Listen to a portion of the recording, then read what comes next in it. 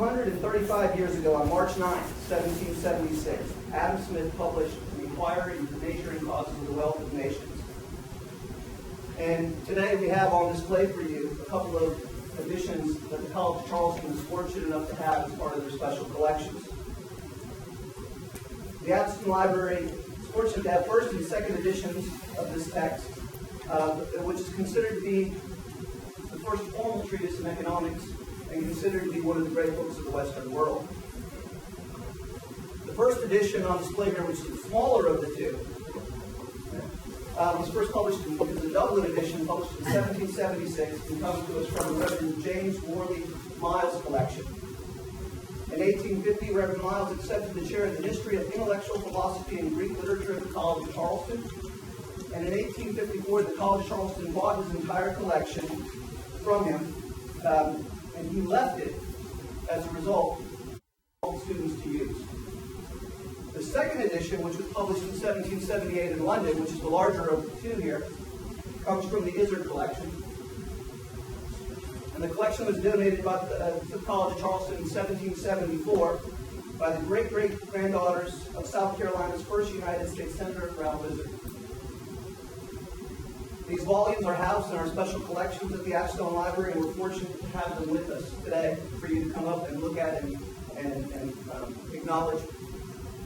We have opened up the second edition to the passage of the Invisible Hand, which is, of course, probably the most famous quote from The Wealth of Nations.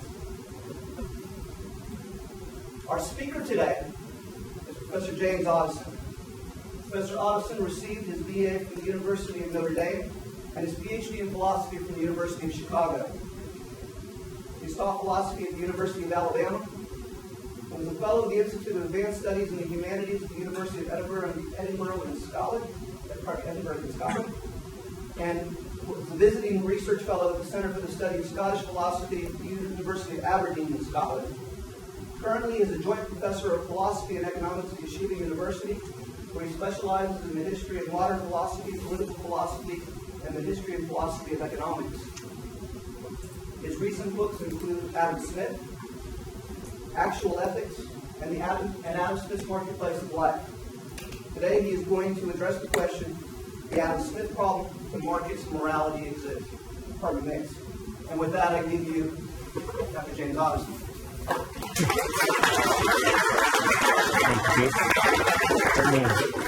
Thank you, everybody. I'm going to grab the clicker here. We have a clicker. So I came down from New York City today. I hope you don't hold that against me. I grew up in Chicago, outside of Chicago. I'm a Notre Dame graduate. But I spend most of my time in New York City and also Washington. This mentions the Fund for American Studies. If you don't know about the Fund for American Studies, I teach for them as well. It's an interesting program in D.C. where they have internships and also courses taught at Georgetown. So I do some teaching at Georgetown as well. But I don't make it down to the South very much. I'm very glad to be here. Being in the cold, frozen North, and believe me, it's not just the temperature, it's also the social mores in the North. It's very nice to be in the South. So I'm very glad to be here. This one? Okay. So the problem, can economics and morality mix? Let me tell you something about Adam Smith. So here are his years. We don't have any portraits of him. What you have there is a medallion that was carved of his, just the side of his face. I thought I had to show you this 20-pound note. This is a British note. It's actual currency, a picture of actual British currency. Adam Smith is the only Scotsman ever to appear on a British note. And the Scots are very proud of that. What you may appreciate is that the Scots they feel like they're viewed as second-class citizens to the English, and they resent it. And the idea that Adam Smith, one of their greats, could be on a British note is a tremendous victory for the Scots. So here's a little bit about Adam Smith. He was born in a town called Kirkcaldy. That's how that's pronounced in Scotland. If you know anything about Scottish geography, Scotland's a very small country. It doesn't have a very big footprint. Edinburgh, which is the capital of Scotland, is right on a little finger of water that comes off the North Sea. Immediately over that finger, it's called the Firth of Forth. Immediately on the other side of it is this little town called Kirkcaldy. If you go there today, you can see a plaque. Not the building where Adam Smith was born, but because that was demolished in the 19th century. But there's a little plaque that commemorates, it says, here's the author of An Inquiry into the Nature and Wealth of Causes of the Wealth of Nations and the Theory of Moral Sentiments, his two books. One of the great ironies, if you like, or maybe the great triumphs, depending on your perspective of that, is when you're looking at this plaque. I invite you to go, if you ever find that plaque, and when you turn around immediately behind you, there is a huge two-story McDonald's, which is something of a testament to, I guess, capitalism in Scotland. If you know something about the history of philosophy, you may have heard of a person named David Hume. David Hume is probably the most famous figure from this time period, the 18th century in Scotland. This has now become known as the Scottish Enlightenment. It was an astonishing period of learning. In fact, almost all of the great advances in human knowledge were going on in this tiny area of Scotland at this time. So in everything from architecture to medicine to mathematics to geography to fine arts to architecture, which I mentioned, and of course to economics. David Hume was the greatest of the figures, probably. He was a good friend of Adam Smith. He's certainly one of the greatest figures in the history of philosophy. Smith and Hume were very close friends. Adam Smith became the professor of moral philosophy at the University of Glasgow. To give you some idea of the prestige of this, there had only been two before him. So he was the third of three in the entire country, professors of moral philosophy. Now, this term moral philosophy is something to make note of. It's not what we might think of with that term today. Most of learning at the time in the 18th century was divided into just two camps. You had natural philosophy and moral philosophy. So Isaac Newton was a professor of natural philosophy, which just meant someone who was investigating into the causes in the natural world. On the other hand, someone who was a professor of moral philosophy, what was meant by the term moral was not just what we might think of as ethics or etiquette or something. It was all of the areas of human thought that had anything to do with human behavior. So everything we would now divide into psychology, moral philosophy proper, history, sociology, economics, all of that was part of moral philosophy. So he was a professor of moral philosophy at the University of Glasgow. Okay, so the title of my talk was The Adam Smith Problem. You will have noted that there were quotation marks around it. What is the alleged problem? So there's a problem here. Let me tell you something about it. Adam Smith wrote only two books.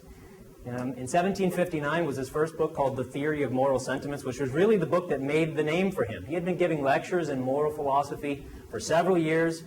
After about a dozen of these years, he stitched together the notes, the lecture notes he'd been using, and published them as a book called The Theory of Moral Sentiments. This made his name. He became very well known both in Scotland and Britain and even on the continent, the European continent, as one of the great thinkers in moral philosophy. And indeed, he was one of the few who almost single-handedly, not quite, but almost single-handedly inaugurated an entirely new school of moral thought. I'll come back to that in a second, what that new school of moral thought was. A few years later, he published the book that if you've heard of him, you will have known, and that is the editions here. By the way, I should just mention that this really is a rare treat and privilege. First editions of The Wealth of Nations. So I'm someone who's, believe it, I've written a couple of books about Adam Smith. I spent time in Scotland doing archival research. I had access to the National Libraries of Scotland, and only once in the one calendar year that I spent in Edinburgh was I allowed to actually lay eyes on a first edition copy of The Wealth of Nations. And I had to go into a room wearing gloves and a mask. So here you have them out here. Now this is an unofficial first edition. The first edition published in Dublin was not the one that Adam Smith approved. It's pirated. But it's still a very fine and rare edition. Then you have a second edition published with the approval of Adam Smith. First editions, to give you an idea, will probably run you, if you were to try to buy one, $40,000, $50,000, depending on the quality of the edition. Many of them, there aren't that many that are known to exist. Several of them are owned by private collectors and private collections. Okay, so in Smith's life, he led a long, fruitful life. He only wrote two books, and those are the two books. A few weeks before Adam Smith died, he called several of his friends to his quarters, and he asked them to burn some manuscripts. He had been asking them to do this for some time. He had a sense that he was in his declining days. Finally, they had come, two friends in particular, and he said, I want you to burn these manuscripts for me. And he was too weak to do it himself, and they said, no, we can't. This time, he insisted. They burned 16 volumes of handwritten manuscripts. We can only guess what was in that tragic fire. But in addition to these two, so this means that these are the only two books we have from him. We have a couple of sets of students' notes from lectures that he gave. Believe it or not, the lectures on jurisprudence that he gave every year in Glasgow for many years, students tried to take verbatim notes. So we have two different sets of students trying to take verbatim notes of everything he said every day, which is a little frightening for those faculty in the room if you can imagine that your legacy will be determined by what students thought you said. That's a scary thought. But all we have are these two books. Now, it's true that Adam Smith spent the rest of his life revising these books. The Theory of Moral Sentiments, the first edition is 1759, went through 6 editions in his lifetime, each one revised by him. Wealth of Nations went through 3 editions in his lifetime, again, each one revised by him. So he spent the rest of his life revising and republishing these same books. So that's already going to give you, if you're thinking ahead, an indication of what the alleged problem is. So we'll come back to that in just a second. Okay, so the Theory of Moral Sentiments, what's it about? So here's a thumbnail sketch of what the Theory of Moral Sentiments is about. It's on the origins and nature of human morality, and it speaks about a natural human sympathy. That's his term. It says human beings desire naturally desire sympathy. What about the Wealth of Nations? The Wealth of Nations, it's about economics, what we would now call economics. The term wasn't used at the time. Smith would have called it political economy. It's what we would recognize as economics now. It's about markets, exchange, trade. And in that book, he talks about something called natural self-love. Do you see what the problem is? Theory of Moral Sentiments is about sympathy. Wealth of Nations, about self-love. Well, here's the alleged problem. Which is it? Sympathy or self-love? What is it that motivates human beings? It can't be both. It doesn't seem like it could be both. It's got to be one or the other. Why is it that in one book he talked about a natural human sympathy or the natural human desire to sympathize with one another, and in the other book, the book on economics, he talks about self-love or self-interest? Those don't seem to be the same thing. How do they go together? So what some people argued, especially in the 19th century, was that the two books actually give competing accounts of both human nature and human motivation. They don't go together. The early book about morality, you can see how this might fit into a certain narrative of how this would go. The early books about morality was written while he was still a fairly young man. Maybe he was idealistic. He had this dream about human beings all getting along and sympathizing with one another. Then a decade and a half goes by and he has some experience. He traveled in particular to France. He went to Paris, met some hard-nosed mercantilists, and he learned that all that nice idealistic stuff about sympathy, that wasn't how the world really worked. Now he understood that the world really worked on the basis of self-interest. So some people argue that we have incompatible conceptions of human nature and incompatible conceptions of human motivation. So in the 19th century, some of you who speak German can probably figure out the translation of this difficult term. The German scholars came up with this honorific title, Das Adam Smith Problem. The problem is, how do the two books go together? Now, as the problem, this alleged problem, came down to English-speaking people, English-speaking scholars in the 20th century, they were much more imaginative in their terms, so in their ability to coin a phrase. So instead of calling it Das Adam Smith Problem, the 20th century English-speaking scholars called it the Adam Smith problem. So, the Adam Smith problem, that's what it is. And this problem persists. So there are scholars still today who write articles and books, and for full disclosure, I'm one of them who's contributed to the continuing and ongoing discussion of how exactly these two books go together. So what I'd like to suggest to you, and this is what the main thesis of today, the main topic for today is, the problem of how these two books go together is really in the small, or in a microcosm, the problem that's occupied us at a much larger level. How do, on the one hand, our moral sensibilities fit together with, on the other hand, our economic realities? That's really the problem of books and the Adam Smith problem, and it's a problem for us still today.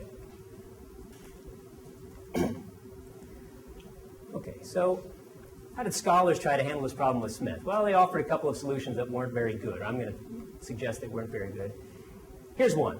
So some people said, and especially the 19th century German scholars said, well, the books don't go together. They contradict one another. Markets and morality don't mix. If you're a moral person, you have to, as it were, check your morality at the door when you enter the marketplace. That's one solution. That's not Adam Smith, but that is one potential solution. A second solution, now this is a little bit more complicated. In the theory of moral sentiments, that's what TMS stands for. In the theory of moral sentiments, Smith talks about 4 principal, or as you might think, cardinal virtues. So he describes 4 central virtues for a moral human being. Those are the 4: self-command, beneficence, justice, and the 4th of them is prudence. Now, what exactly is prudence? Well, prudence is something like doing those things that you should do given your goals. So you have certain goals, you want to go to graduate school, you want to get a good job, you want to get whatever it is. You do the things that actually contribute to your goals. And if you do those things that contribute to your goals, that's said to be something like prudence. You're being prudent. That sounds a little bit like self-interest. So the thought was that maybe the prudence and self-interest are really the same.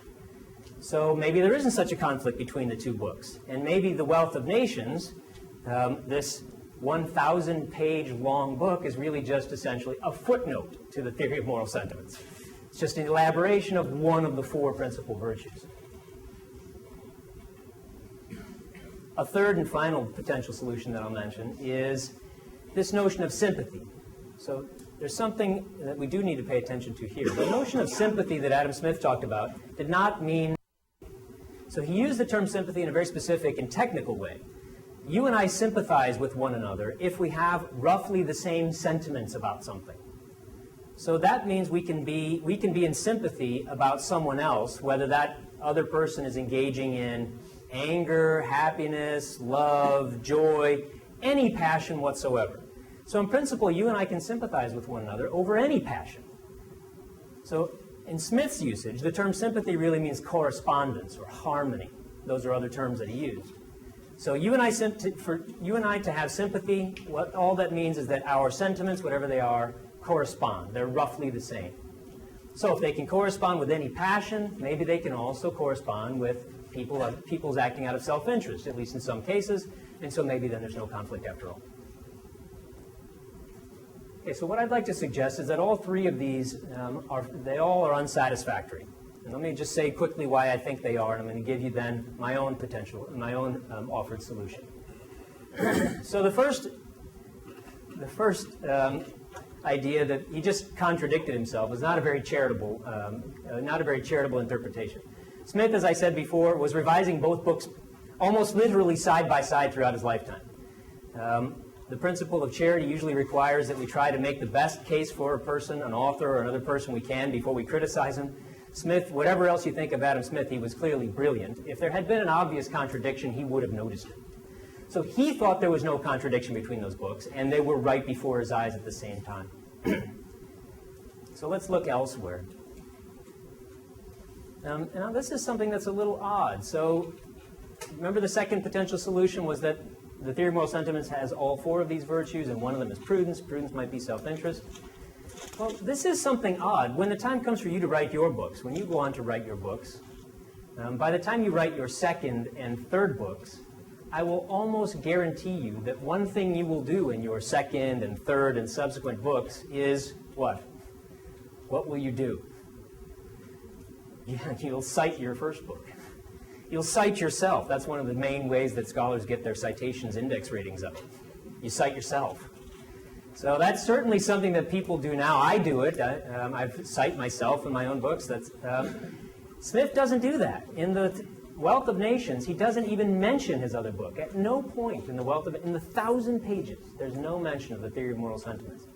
There's no mention of this central notion he talked about, the desire for mutual sympathy of sentiments. Doesn't mention it at all. He also doesn't mention that there are just these 4 cardinal virtues. He also doesn't mention, I didn't list it up here, but one of the central features of the theory of moral sentiments is this notion that he uses called an impartial spectator as the adjudicator for what's right and wrong. Doesn't mention that in the Wealth of Nations either. That's just odd. If you had only written 2 books in your whole life and the second one was 1,000 pages long, you'd think that somewhere in there you could have squeezed in a reference to your first book. but alas, there's nothing, which is just a little strange. Now here I want you to compare these two passages. So here are two passages. The first one is from the Theory of Moral Sentiments. The second one is from the Wealth of Nations. The first one.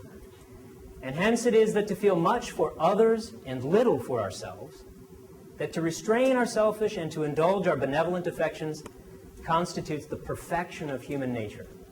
That's a ringing endorsement of a kind of benevolence towards others. But note what he says from the Wealth of Nations.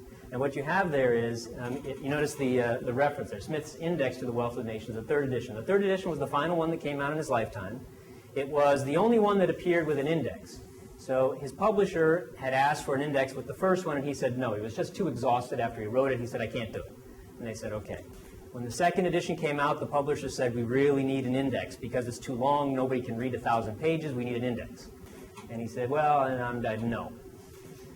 And then by the time it was time for the third edition, his publisher insisted, said, we will not publish this without an index, and if you don't do it, we'll find somebody else who will do it for you.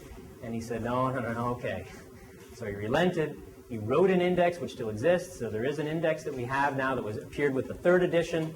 And this is an entry in the third edition's index. So this was written by Smith himself. The entry is self-love, so alphabetized under S, self-love, and here's what he says. The governing principle in the intercourse of human society. Now, just think about what that says. Notice he doesn't say in some of human society, in aspects of human society, in parts but not others.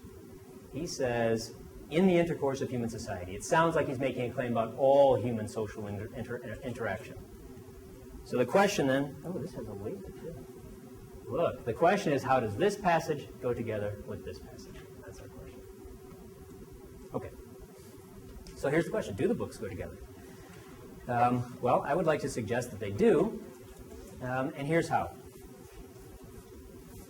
Each of them applies the same explanatory model to different large-scale human social institutions. I think Adam Smith was one of the first great, perhaps the first real sociologist of human social behavior. And he thought he discovered a model for understanding where human social institutions come from, how they arise, how they change over time, and what we get in the Theory of Moral Sentiments is his attempt to explain the human phenomenon of morality using this model. And what we get in the Wealth of Nations is his attempt to understand the human phenomenon of exchange and markets and prices using the same model. So my suggestion to you, for you to consider, is that Smith is trying to understand all of human sociality, all of human social institutions with the same or substantially the same model. And the two books are just his two attempts to describe two very large and important aspects of human social interactions. So what are those two? In the Theory of Moral Sentiments, it's morality, and in the Wealth of Nations, it's economics. Okay. Now, we do retain a couple of essays of Smith's. So language, law, and science. Adam Smith wrote a short little essay called, that has a long title, but it was on the origins of language. In the 18th century, everybody was interested in where language came from. How did human beings get language? Why do human beings have language and other animals don't? Lots of people were speculating about this. Smith did too. He had a little bitty essay about the origins of language, which Smith thought was important enough to insist that it be appended to the second and all the subsequent editions during his lifetime anyway of his Theory of Moral Sentiments. So it was with the second, third, fourth, fifth, and sixth editions, this little essay. And I think that the same model that you get in the Theory of Moral Sentiments that you get in the Wealth of Nations is in the essays of language. The laws, that's the stuff that I mentioned to you about students' notes. I think you see it there too. And he wrote a little essay called The History of Astronomy, where he talks about the development of the discipline, the science of astronomy. You see the same thing there. Don't worry, I'm not going to talk about all that. Okay, so the question that arises, now this is a live question, and this is something you might want to consider yourself. Can there be such a thing as a science of human society? Do human beings behave in patterns that are as predictable as the patterns of, say, things falling? So Newton can describe, with a few laws of motion, he can explain and account for a whole lot of things that go on in the stars, in the heavenly realm, in the terrestrial realm. Do human beings' behaviors match up similarly with laws like that? That's a question. Now, there are whole disciplines like economics, like political science. Note the term, political science. There are whole disciplines that suggest that the answer to that is yes. We can make some predictions about how human beings behave. We can apply the methods of scientific analysis. So a question is there such a thing as a human social science? Adam Smith thought the answer was yes, and it was because there are certain features of human nature that all human beings share. If we can figure out what those are, then we can make predictions. In this way, I won't go into this unless somebody's interested maybe in the question and answer session. In this way, Smith thought he was applying Newtonian methodology. What did Newton do? You observe phenomena, you look for laws that describe the phenomena, and then you test the laws, your hypothetical laws, against future potential data. If there are anomalies, you change the law, you come up. So this is what Smith thought he was going to do, not with the heavenly bodies, but with human beings. Can there be a Newtonian science for human beings? Smith thought that there could be. Okay. So this is the part of it that I would like to talk about. I'll demonstrate for you what I think the methodology is with human morality. So the sine qua non, the main thing, the thing without which there isn't anything else for Adam Smith's theory of moral sentiments is this desire. He thinks all human beings have a desire for mutual sympathy of sentiments. Now that sounds fancy, it's not. All that means is he thinks everybody likes to see that their sentiments are echoed in other people. It gives you pleasure to notice that other people think the same way, roughly the same way about the things that are important to you that you do. That's what that means. So Smith thinks that this is everywhere visible. Why is it that people tend to dress like people they care about? Why do you like to associate with people who have musical tastes that are like yours? Or whatever the things are that are important to you. If religion is important to you, you're going to tend to hang out with people who have similar religious views. If politics is important to you, you're going to tend to hang out with people who have similar political views, etc. Why is that? Because you desire a mutual sympathy of sentiments. That's what that means. Now, what this means for Smith, according to Smith's model, we develop our sentiments over time. We're not born with moral sentiments. In fact, we're born with almost nothing. We're born with just wants. I want this, I want that, I want this, I want that. Developing notions of propriety, what's proper and improper, developing notions of what deserves praise and what doesn't, that's something that takes time to develop. And you develop that through your interactions with other people. You see what other people's reactions are to your own behavior and to other people's behavior, and this develops, it molds, it shapes your own sentiments. Okay, so here are the two main questions that Smith wanted to ask. Why is it, how can we explain the fact that almost all human beings when they're born are amoral, which means they have no moral sentiments at all when they're born, but by the time they're adults they have a very sophisticated set of moral judgments, very sophisticated moral sentiments. What explains the transition? How do they go from zero to very complicated? And second, there is often a rough consensus, he thinks, rough, emphasizing rough, consensus across cultures, times, places. So some things almost everybody agrees, and almost everywhere agree, are immoral. Other things there's much greater variety. But how do we explain this? So we want to approach it like scientists. We just observe that this is the case. The question is, how does it take place? What explains these phenomena? I want to give you a couple of facts. So Smith thought that everybody is all the time passing and sharing moral judgments. Do you think that's true? Smith thought that you wake up in the morning and you're judging people. You're judging them all day long, all night long. We're constantly, that doesn't mean you always communicate every judgment, but you're judging people all the time on almost everything. On the way they look, on what they say, on what they read, on the music they listen to, the way they dress, their accent, everything. We're constantly judging. One of the things that makes human beings unique among animals on the world is that we judge people all the time.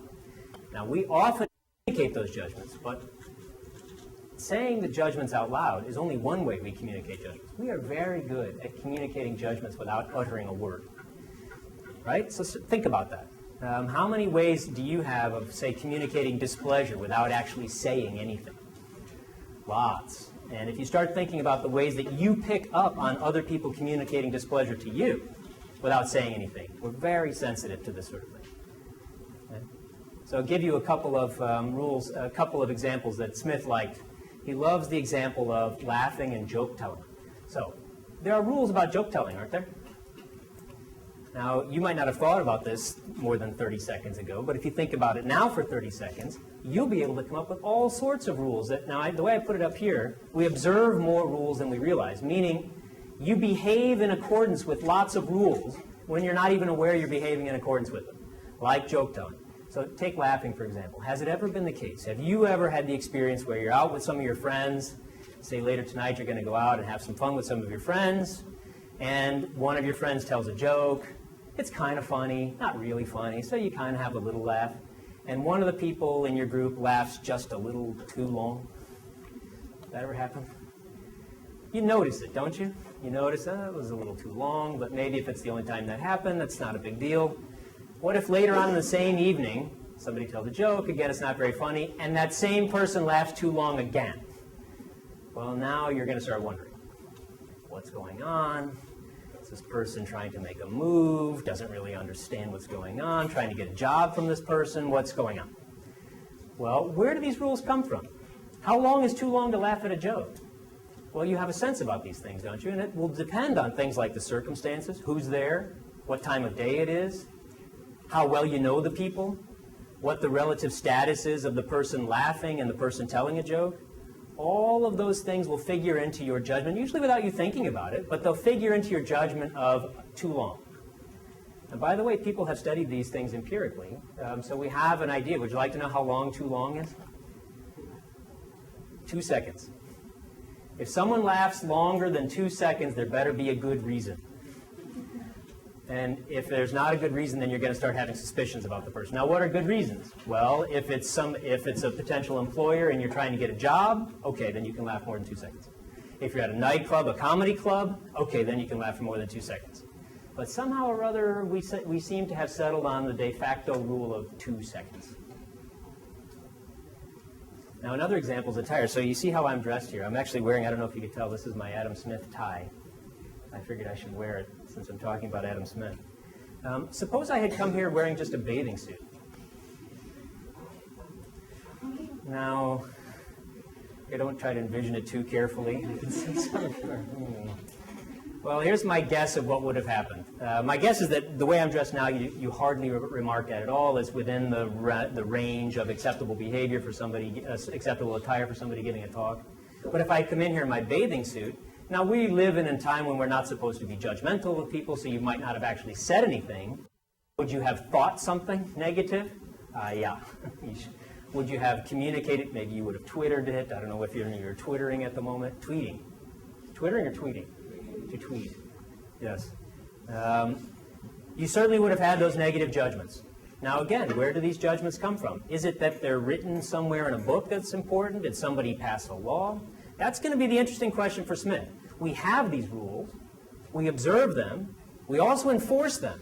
Now, if somebody's not dressed appropriately, according to whatever you think is dressed appropriately, do you have ways of communicating your sentiment, your displeasure, without actually saying? Now, maybe you'll say something, but more often than not, you won't say anything. But do you have other ways? You raise your eyebrows, you turn your head a certain way, you sigh, you roll your eyes, you look at your friend. All of those things are ways that you communicate your sentiments, your displeasures. You do all of that all the time. Some of you, I can see, are practicing right now as we speak. Last example, personal space. So personal space, how close a person should stand to you to talk. Have you had the experience of speaking with someone who's standing too close to you? Now, what's too close? Well, maybe you have a guess about that. So that's something that actually varies by culture. So some cultures tend to think that a little closer is the proper distance. Other cultures think it's a little further away. Americans tend to be a little further away than, for example, Eastern Europeans. So if you go to East Europe, if you're an American and you go to Eastern Europe or various places in Eastern Europe and you're talking to someone you just met, you may find yourself backing up sort of unconsciously all the time, and they're following you, wondering why you keep walking away. So in America, again, this is something that we've tested experimentally. In America, the proper distance for, now there are exceptions, but if it's somebody that you're not interested in kissing, that would be an exception. But if it's somebody you just met, it's the end of your arm with your hand up. That's the acceptable distance. So if somebody's going to come inside that distance, they better have a good reason. And if they don't have a good reason, you're going to be nervous and you're not going to like it. Now, in some other cultures, it's at the end of the hand like this. In other cultures, like in some places in Eastern Europe, it's at the end of the elbow. So if you're an American, you see the difference between here and here. That's a big difference, and that's going to very easily make you feel uncomfortable. Okay, so again, the interesting question for Smith is, where do these rules come from? How is it that we seem to have a sense about them? And why is it that we enforce these rules, even though nobody really told us about them? Where do they come from? Now, I mentioned this before, so I'll just briefly mention this again. According to Adam Smith, children have only wants. I want this, I want that, I want this, I want that. They don't have any notion of right or wrong. They're not born with a notion of, this was improper of me to ask. I should wait before I say to Mommy, please change my diaper. They don't do that. They just want it now. If there's something, they want food, whatever it is, they want it. According to Smith, rebukes are the things that first trigger, the DMSS stands for the desire for mutual sympathy of sentiments. So Smith thinks that probably the first time you have this desire triggered in you is when you go spend some time with kids, with other children. Because other children don't accede to your demands. They don't think you're the center of the universe the way maybe your parents do. And it can be a shock to a child when the child realizes that not everybody agrees that I'm the center of the universe. And when I demand to play with the ball, or I want to be part of the game, or give me your food, and what do the other kids do? They just walk away. They go play with somebody else. They ignore you. This is a very uncomfortable feeling. So what Smith says is that's the first time that this desire gets triggered in you. You realize that's unpleasant. If people are not sharing my sentiments, it's unpleasant. And what this does is it leads you to start looking for ways to alleviate the unpleasantness. And what you will hit upon by trial and error is moderating or modulating your sentiments so that they more closely match what other people expect of you. And once this begins, this process of interactive moderation, this is now the school. He calls it the great school of self-command. This is the schooling of our moral sentiments that never ends. It will eventually develop into a sophisticated sense of morality, of etiquette and morality. So here's the process. Once you find a success, meaning you behave in such a way that you see that other people approve of your behavior, or you enjoy a mutual sympathy of sentiments, this leads to habits of behavior. You tend to want to behave in the same way because you like that feeling. Eventually, the habits may develop into principles, and eventually, once you're an adult, the principles develop into what we call a conscience.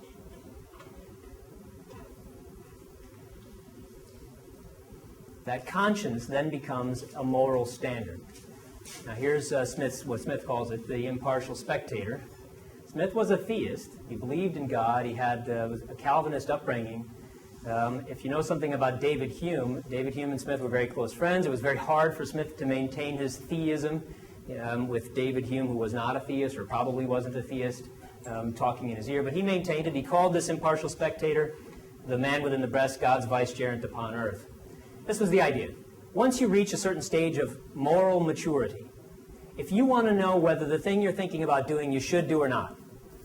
So tonight, some of your friends are going to say, hey, let's go get a couple of drinks. There's a party going on. And you say, yeah, but I've got a midterm. What to do? Shakespeare, beer. And you're trying to decide what's the thing you ought to do. Well, Smith says if you've reached a certain level of mental maturity, of moral maturity, what you can do is you can say to yourself, what would somebody who was fully informed of my situation, but had no particular stake in the outcome of my decision, what would that person approve of me doing? Would that person approve of me doing this or that? And Smith thought if you actually ask yourself that, if you literally stop for the 3 seconds it takes to ask yourself that and then imagine the answer, this can provide a surprisingly powerful moral compass. Now, Smith is giving you and trying to give an explanation for where that moral compass comes from. Now, Smith also, since he was a Christian, thought that that moral compass coincided, not coincidentally, with the judgment of God. So these days you may hear, I guess people, we don't hear this in New York, but when I lived in Alabama, people wore bands and t-shirts that said WWJD. People still wear those? Not so much? You all know what that stands for, though, right? Okay. Well, that would be the 21st century version of Smith's impartial spectator. Ask yourself what an impartial, what wise person observing your conduct would think, and it will give you a very good indication of what you should do. Okay, so here's what we have. Let me just summarize it for you. We get from Smith an account of where morality comes from. That's what I mean by genealogy. Where did it come from? Well, gradually we get better at anticipating others' reactions to our behavior. Our attempts to achieve mutual sympathy of sentiments leads to habits and then principles, ultimately to a conscience. Our principles are heavily influenced by our peers. In fact, Smith thought that you would not have moral principles if you had no interactions with other human beings. So if you grew up on an island all by yourself, you would not have any sense that this was improper for me to have done and this was proper for me. You wouldn't have those. You would just have, I want this, I like that, I don't want this, I don't like that. The notions of propriety, of moral sentiments, come only through interactions with other people and experiencing their positive and their negative feedback, their reactions to you. What that means is on the basis of our local micro result, now I'm using economics terminology, so forgive me if you're not an economist. The local interactions that you have during your lifetime can lead unintentionally over the course of your life to the development of a moral order, a kind of moral character that you might have. Your general moral character is the result, the unintentional result, of all of these little interactions and exchanges, the thousands and thousands you have over your entire lifetime. Micro intentions lead to macro or larger level results. And just look at that last bullet point there. That will suggest that there's going to be substantial overlap among the moral sentiments, but there won't be a perfect coincidence because things do change. And it all begins with this fundamental desire of the mutual sympathy of sentiments. So if you think that Smith's wrong about that, if you think that we don't really desire mutual sympathy of sentiments, then the whole project fails. That's the linchpin of the entire thing. But if you agree with that, if that seems empirically right to you, then this can at least get the whole project off the ground. Okay. So let me tell you, I call this a marketplace of morality. It has 6 features. I'll just put them up, list them for you here. So just take a look at them. What makes it a market of morality? It has exactly these 6 features, which are substantially the features of any kind of... Now, by using this word market, one has to be careful because that has all sorts of connotations that I don't necessarily intend. All I mean is an arena in which people exchange. They can exchange lots of things, ideas, words, sentiments, as well as goods and services, property. And these are the 6 features of it that Smith thinks he has discovered with respect specifically to human morality, the human institution of morality and judgment making. So there's the motivating desire, pleasure, mutual sympathy of sentiments. We get this exchange. What do we exchange? Sentiments, judgments. There's also competition because sympathy of sentiments is a scarce resource. You can't sympathize with everybody's sentiments. You sympathize with his or hers, but not his, not hers. So there's a kind of competition, and since we all desire it, this introduces a little bit of competition. We try to talk each other into agreeing with us. You should see the world the way I see it. You really should think that this music is good. You don't now, but you should. You really should vote for this person. You don't see why, but you should. We develop rules of morality. These are Smith's terms: propriety, what's proper and improper, and merit, what deserves praise and what doesn't. And there is an unintended system that results from it, which are our shared standards of morality. Now, let me just look at that last one for a second. What kind of objectivity is that? For Smith, it's what we could call intersubjective objectivity. That's a mouthful. But all that means is that the moral standards exist. They're out there. And although they were created by they were given rise to by human interaction, no single human being can change them. I can't decide all on my own that wearing pajamas is a proper attire for giving a talk. Maybe I would like that, but if it's not like I can just decide that. On the other hand, it's not as if wearing what I'm wearing is written down in the Bible or in some transcendent natural law. So it's intersubjective objectivity. Human beings, the subjects, gave rise to it through their interactions, and it's objective in the sense that no one of them created it, no one of them could take it away. We all create it. We all enforce the rules. So that's his account of morality. Now, if you look at the bold terms, desire, market, competition, rules developed, unintended system, resulting unintended system, intersubjective objectivity, you're going to get, and this is the big argument, exactly the same 6 features when Smith comes to talk in The Wealth of Nations about what constitutes economic markets. Exactly the same 6. The only thing will change is the particular values for the variables, as it were. So let me show that to you. Here are the same 6. Same 6 things, just different values. In this case, the fundamental motivating desires, that, as he says, the natural effort of every individual to better his own condition. What are we exchanging? We're exchanging goods and services. What's the competition for scarce resources? Again, we have rules developed. Again, we have an unintended system, which is the economy. And again, we have intersubjective objectivity. I'll just say one thing about this one, prices. Where do prices come from? That's a surprisingly, deceptively complicated question. We tend to think that people just make prices up. That's not at all where they come from. Prices come about through a very complicated interaction among lots of people. And they contain an awful lot of it. Now, prices change over time in the same way that certain kinds of standards of morality might change over time. Maybe 100 years from now, this sort of attire will not be appropriate for giving a talk. Don't know. They may change over time. But nevertheless, prices encapsulate in the same way that moral standards encapsulate the shared combined wisdom of people across times and places. Okay, so we're going to solve the Adam Smith problem. It's been going for 250 years. We're going to solve it right now. Here it is. The same models in both the books, the market model. What's the model explaining? Human social behavior. So although the first book is about morality, the second book is about economics, both of them are about human behavior. And Smith thinks he's discovered the same model, same single model that explains both of them.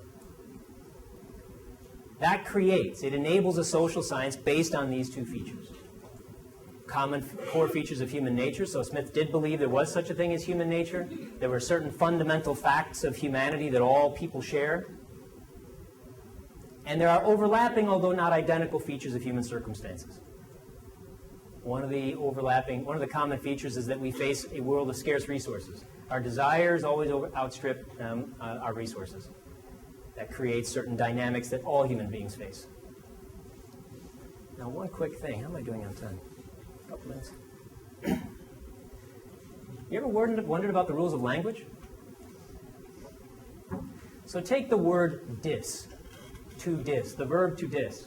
How do you spell that? 2 S's? Is that a word that's acceptable to use in a college paper? Let's have a show of hands. How many say yes, it is? Nobody? How many say definitely no?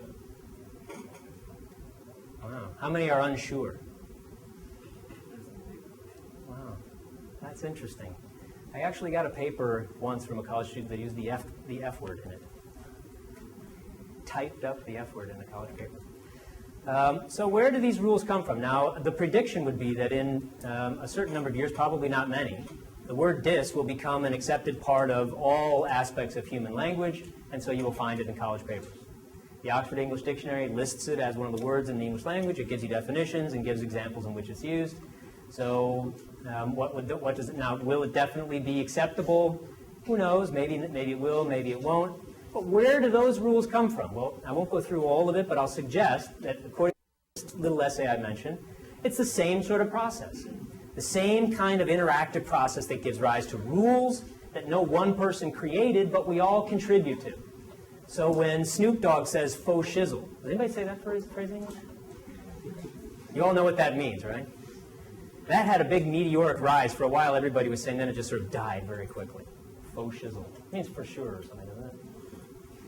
So there's one. He's a linguistic entrepreneur. Toss out a new term, see if it sticks. It did for a little while, and then it died. That often happens. Sometimes, however, changes will stick, and they'll pervade into the language and go over time. Okay, so the marketplace of language might be a very similar sort of thing. So let me conclude. Here's what I think we have. A grand unification theory for all human social institutions. Now, I don't expect you to look at all that, but what that is modern researchers have rediscovered various elements of Smith's model. So, in particular, look at this one, the desire for mutual sympathy of sentiments. Look at all of these people for the last couple of decades who have rediscovered and are now finding empirical evidence that this really is a fundamental driver of human behavior. We really do, they have their own terms for it, conformism, an exchange organ, all to emotion of sympathy, irrational sacrifice, all sorts of things. My favorite is Steven Pinker's, he calls it the sympathy knob, which can be turned up or turned down. But it's just to show you that there's substantial empirical support for at least these main core elements of Smith's theory, also with respect to economics.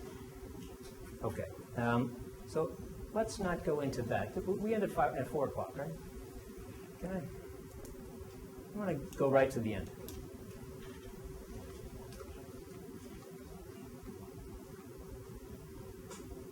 Okay, so here's my conclusion. The marketplace model unifies Smith's work. It's a single model for all human social institutions in Adam Smith. There is substantial contemporary research that supports the model.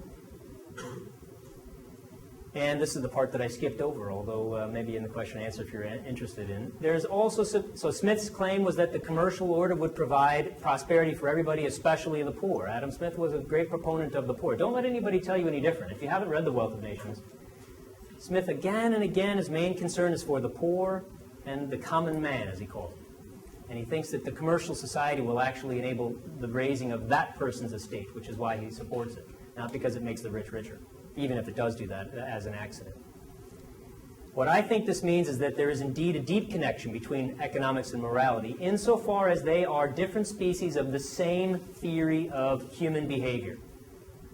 So whereas now we tend to divide, we divide economics on the one hand, moral thought on the other hand, often ne'er the twain shall meet. Economists don't talk to moral philosophers don't talk to economists. They have no idea what each other says. I think that's a terrible mistake, because in both cases what you have is parts of a single unified human behavior, a study of human behavior.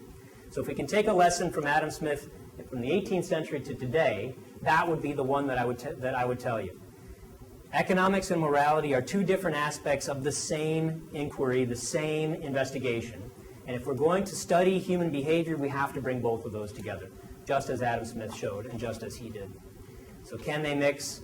Adam Smith is often called the founding father of economics, but he was also the professor of moral philosophy, as I mentioned. And I think we would do well to do the same. Thank you.